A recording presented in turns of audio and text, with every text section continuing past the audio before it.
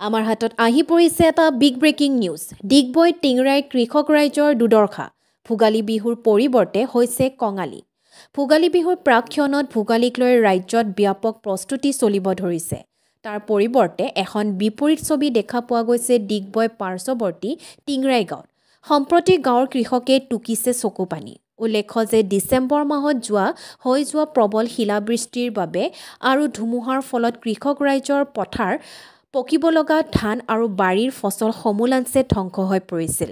সম্প্ৰতি বাৰীৰ ফচল বিক্ৰী কৰিবলৈও নাই, ঘৰত খাবলৈ জহা বৰা বাদে ভাতমুঠিৰ বাবেও মূৰে কপালে হাত দিছে কৃষকে। চৰকাৰে সাহায্য দিয়াৰ দূৰৰ কথা, দুৰ্ভগীয়া কৃষকৰ কাষত চৰকাৰী পক্ষৰ কোনো বিষয়া উপস্থিত নোহোৱাত সম্প্ৰতি ক্ষোভিত হৈ পৰিছে কৃষক ৰাইজ। সকলোৱে কৰিছে দুখ প্ৰকাশ। ডিগবৈৰ পৰা বিনন্দ কোঁৱৰৰ ৰিপৰ্ট, অল আছাম নিউজ 30। মোৰ মানে এই গোটেই বাৰীডোখৰ যিমানখিনি শাক পাচলি ৰুই থোৱা আছিলে গোটেইখিনি মানে সেই শিলগুটি ধুমুহা আহিলে চব খতম। এফালৰ পৰা একো বজাৰ চজাৰ কৰিবলৈ উপায় নাইকিয়া হ'ল। কমি এতিয়া মাঘ বিহু বুলি পেলাই একো বিকিব পৰা নাই। নাই একো বিক্ৰী কৰিবলৈ উপায় নাই মোৰ।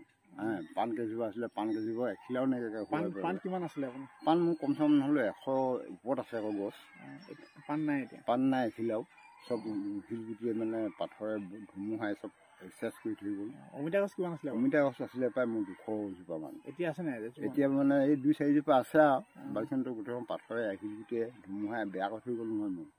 একোতো নাইকিয়া হৈ থাকিলে নহয়। এতিয়া বজাৰ চজাৰ কৰিবলৈ একো উপায় নাই মোৰ। চৰকাৰী সহায় পাইছে নেকি? একো সহায় পোৱা নাই মই। কোনোবা অফিচাৰ আহিছিলে নেকি? কোনোবা অফিচাৰো মোৰ ওচৰলৈ কোনোবা অহা নাই। আজিহে মই আপোনালোকক লগ পাইছোঁ। কোনোবাও নাহিলে মোৰ ওচৰলৈ চাবলৈ এপাক।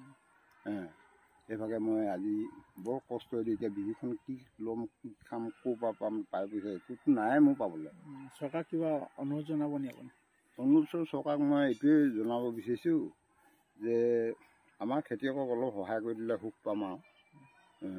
আমাকতো একোৱেই আজি পাবলৈ নাই। মোৰ তেনেকৈ কোনো চোৱাহিও নাই, কাণ সাৰ দিয়াই নাই আমাক কোনো।